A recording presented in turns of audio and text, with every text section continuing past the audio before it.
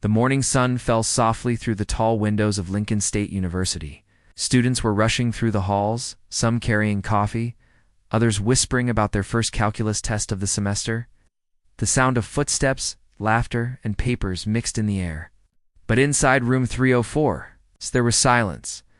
The kind of silence that came before something big. Professor Harold Benton, known for his strict rules and sharp tongue, stood at the front of the class. His gray hair was neatly combed back, and his eyes were as cold as steel.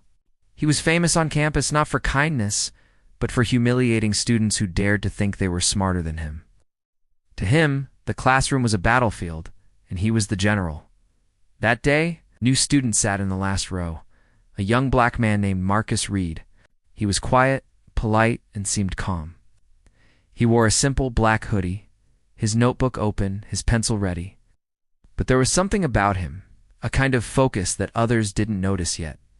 Professor Benton noticed him, though. "New face," the professor said loudly, scanning the room. "What's your name, young man?" "Marcus Reed, sir," Marcus replied softly. The professor smirked. "Well, Marcus, welcome to my battlefield. Hope you can handle it." The class chuckled nervously. Marcus simply nodded. The lecture began. Benton moved across the board, his chalk moving fast. Derivatives, limits, and equations filled the black surface like white snow. Most students struggled to keep up. A few sighed. Marcus, however, wrote calmly, his pencil moving smoothly, almost like he already knew everything. Benton turned suddenly. "Let's see if our new student is as confident as he looks," he said with a smile that wasn't friendly. "Marcus, come solve this problem." The class turned. Marcus hesitated for a second, then stood up. He walked slowly to the front. Benton wrote a long, complex problem, one that most students couldn't even start. It stretched across the board like a snake of numbers and symbols. "Here you go, Mr. Reed," Benton said. "Show us what you've got." Marcus looked at the board for a few seconds. He didn't panic. He didn't look lost. He simply stood still, eyes scanning every line, as if reading a story only he could understand. "Need help?" Benton teased. "Or maybe this is too much for you?" Marcus didn't answer. He picked up the chalk. The room fell silent. He began to write. His hand moved fast, his letters clean and sure. Step by step, he broke down the equation. Benton's smile faded as Marcus continued, writing smooth lines of logic that even graduate students might struggle with. Every student leaned forward, eyes wide. Within a minute, Marcus reached the final answer, clean, exact, and correct. He placed the chalk down and turned quietly. "It's done, sir," he said. For a moment, Benton said nothing. His lips tightened. He looked at the board, checked the steps, and realized every part was flawless. He forced a smile. "Lucky guess," he said, trying to laugh it off. But the class had seen it. They had seen how easily Marcus handled a problem that took most students half an hour. Whispers spread through the room as Marcus walked back to his seat. A student whispered, "Did he just solve that in a minute?" Another replied, "Man, he's crazy smart." Professor Benton tried to continue the lecture, but his voice was tighter now. Marcus sat down, calm and quiet, as if nothing happened. But something had changed in that room. The professor felt it. The students felt it. A quiet respect, or maybe curiosity, now surrounded Marcus Reed. When the bell rang, students left. In small groups, still talking about what they had just seen. Benton stayed behind, erasing the board, his jaw tight. He wasn't angry at Marcus exactly. He was angry that someone had taken control of his stage. Marcus walked out of the classroom, his notebook in hand. A small smile touched his lips. He didn't care about showing off. He was just there to learn. But deep down, he knew this was only the beginning. The real challenge was yet to come. Outside, the autumn wind blew softly across the campus. Birds flew over the tall library building. Marcus looked up at the sky for a second, calm and focused. He whispered to himself, "Let's see how far they'll push me." And somewhere behind those calm eyes, a spark of genius was already burning. Be the next morning. Professor Benton sat in his office, staring at the papers scattered across his desk. His coffee had gone cold, but his mind was burning. Couldn't stop thinking about Marcus Reed. The quiet student who had solved an impossible calculus problem like it was a puzzle for children. It wasn't just that Marcus was smart. It was the way he had done it, calm, confident, and without a single mistake. Benton felt something he hadn't felt in years.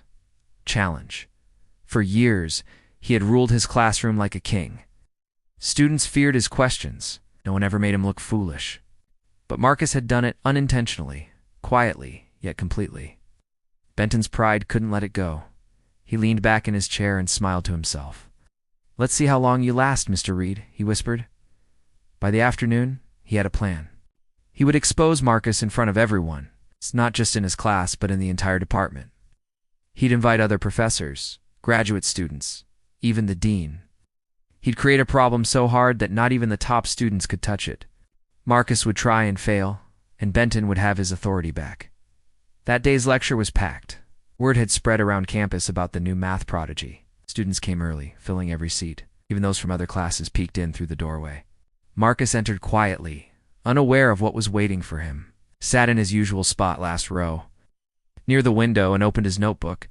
When the clock struck 10, Benton walked in, holding a stack of papers.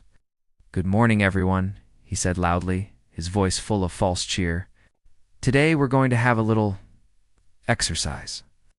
Students exchanged curious looks. Benton turned to Marcus. "Mr. Reed, would you mind joining me at the front again?" Marcus looked surprised but nodded. Walked up slowly, feeling dozens of eyes on him. Benton pulled down the projector screen and clicked the remote. A complicated set of equations appeared. Not one, but 5, all linked together. Even graduate students would have struggled to find a pattern. "This," Benton announced proudly, "is a system I designed myself. No calculator, no notes. Pure logic. Let's see if our young genius can handle it." The room went silent. Marcus looked at the screen. The numbers danced before him, complex, strange, yet somehow familiar. His heart beat faster, but he didn't panic. He turned to Benton and asked calmly, "May I have a marker?" Benton smirked and handed it to him. Marcus began writing. His movements were slower this time, not because he was unsure, but because the problem was deeper, more layered. His mind was working like a machine. Step by step, he found patterns others couldn't see. The students leaned forward, whispering softly, "He's actually doing it," someone murmured. Benton's smile began to fade again. Marcus reached the halfway point and paused. He tapped the marker against his chin, thinking. Then, with a small nod, he wrote the next sequence, perfectly logical, smooth, and beautiful in its simplicity. 10 minutes later, he stepped back. The solution stretched across the board like art. When he turned, Benton's face was pale.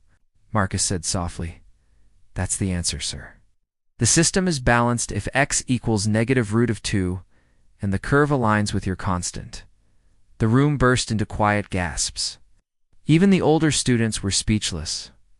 Benton's mouth opened, but no words came out. His hands trembled slightly. Marcus smiled politely.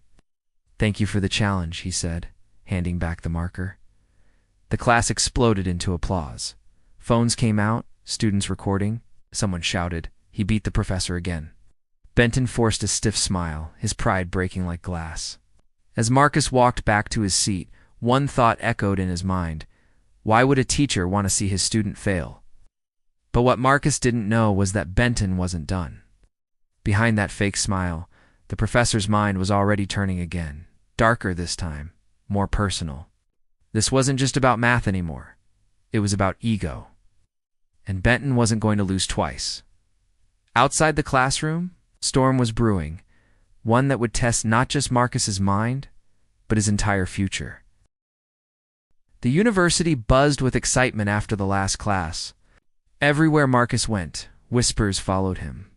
"That's the guy who beat Professor Benton." Some students nodded respectfully, others smiled, and a few even asked him for tutoring. Marcus remained humble, always giving a polite nod or quiet smile. He didn't care about fame. He cared about learning. But what he didn't realize was that admiration often brings enemies, especially from those who can't handle being a shit. Professor Benton watched all this from a distance. His reputation had taken a serious hit. Other professors whispered about him too, and that stung worse than anything. Benton had spent decades building his authority, and now one freshman had cracked it in 2 days.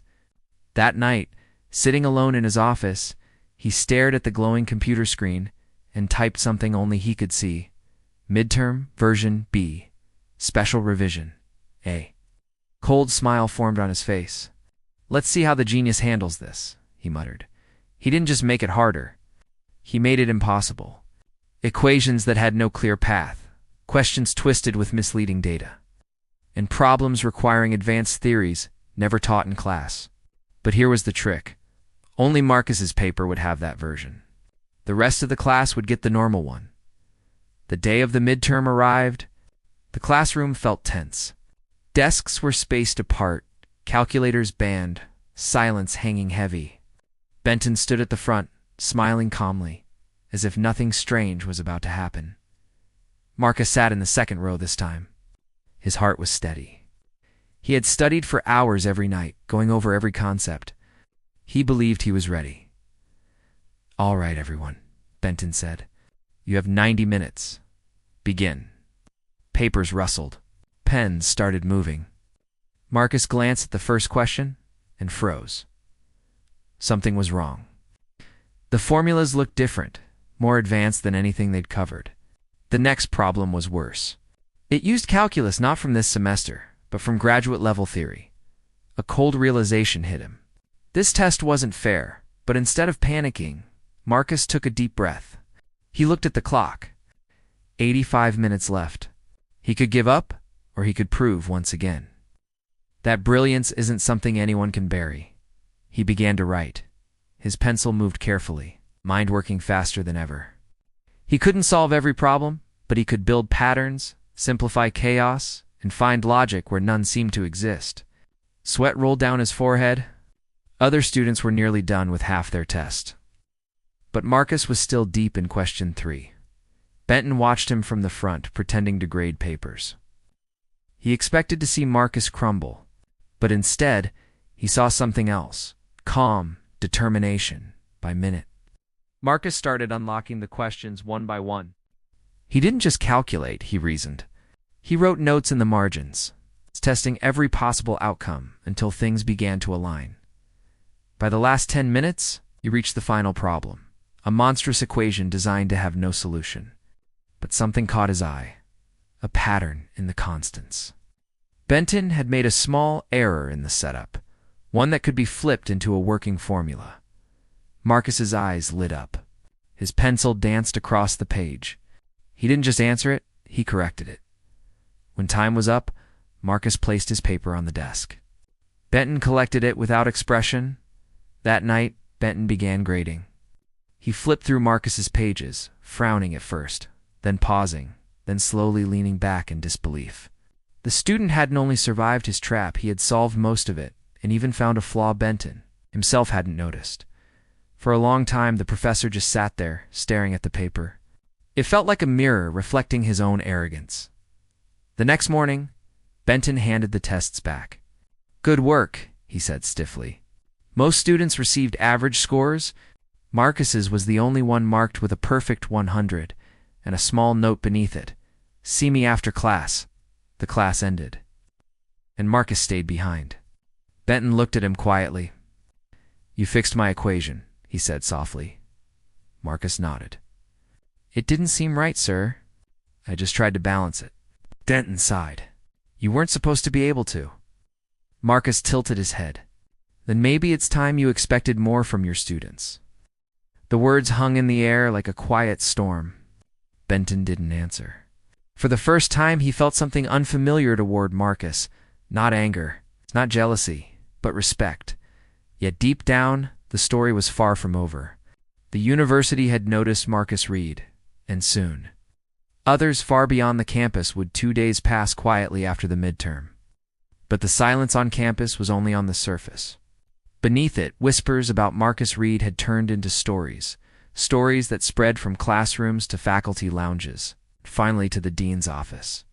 Everyone had heard about the freshman who solved impossible equations, and exposed a hidden flaw in a professor's test. Professor.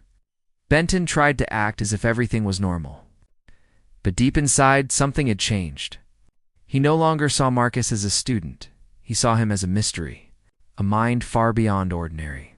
And though it hurt his pride, Benton couldn't ignore talent when it stared him in the face. One afternoon, as he sat in the faculty meeting, the dean spoke up. "We have a visitor next week," she said. "Dr. Evelyn Grant, the director of the National Research Institute. She's looking for young talent for a special mathematics fellowship. If anyone knows a student worth presenting, now's the time." Every professor went quiet. Then, slowly, Benton raised his hand. "I have someone," he said. The room stirred. Benton continued. "A first-year student named Marcus Reed. His work speaks for itself." The dean smiled. "Excellent.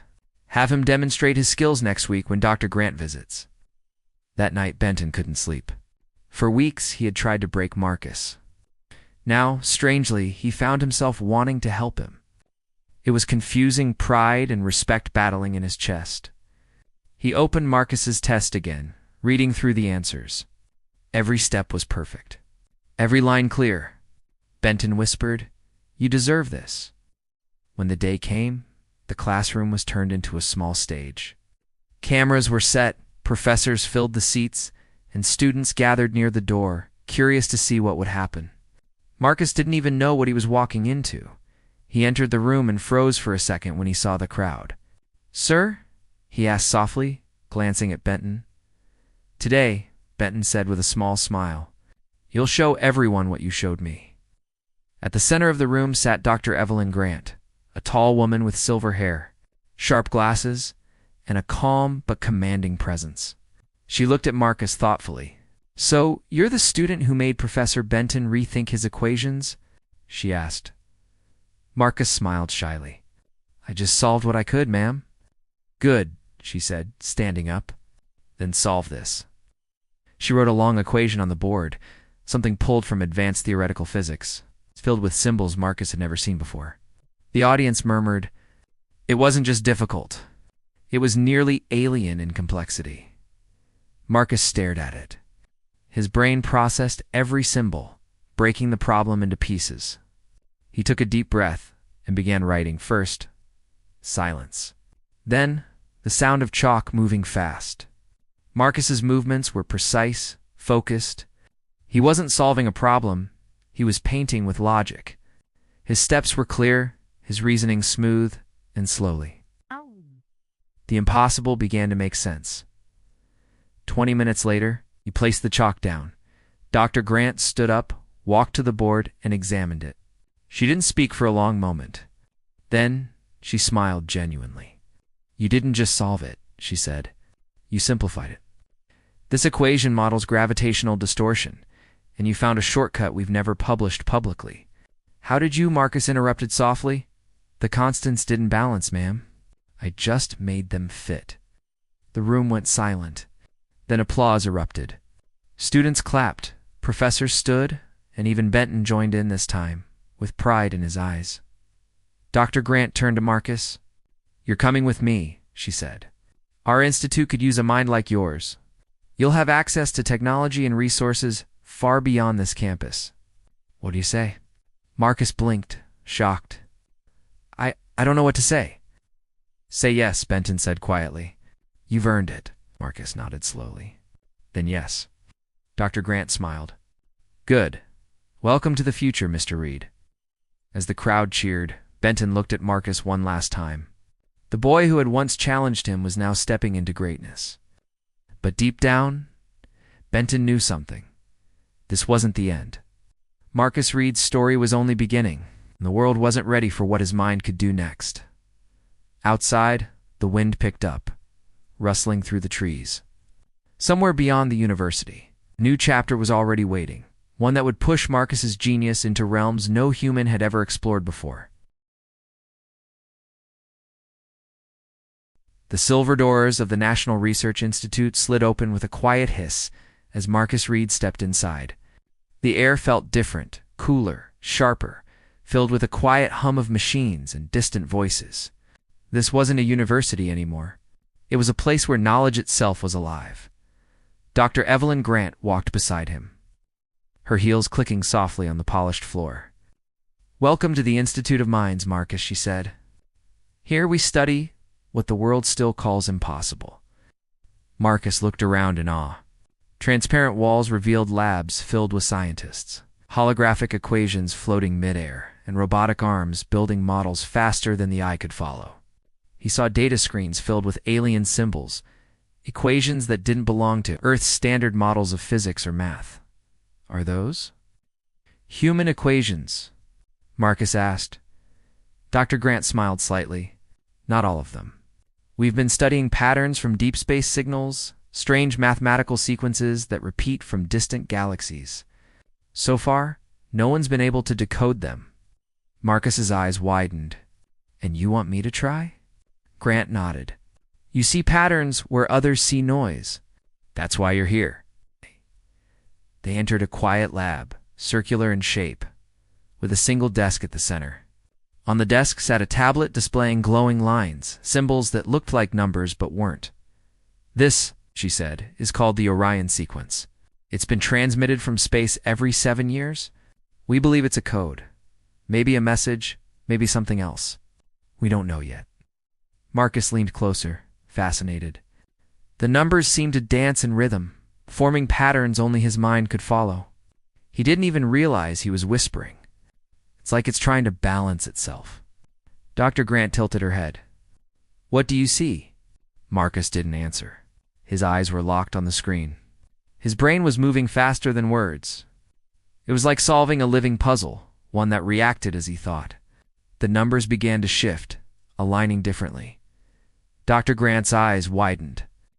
"It's responding to him," she whispered to an assistant. Hours passed. Marcus barely noticed.